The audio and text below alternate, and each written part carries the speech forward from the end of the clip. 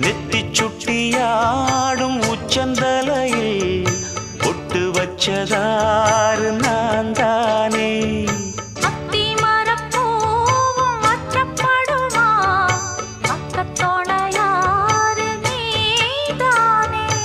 ஆசை பேச்சில் பாதி மூச்சில் லேசாதேகம் சூடேற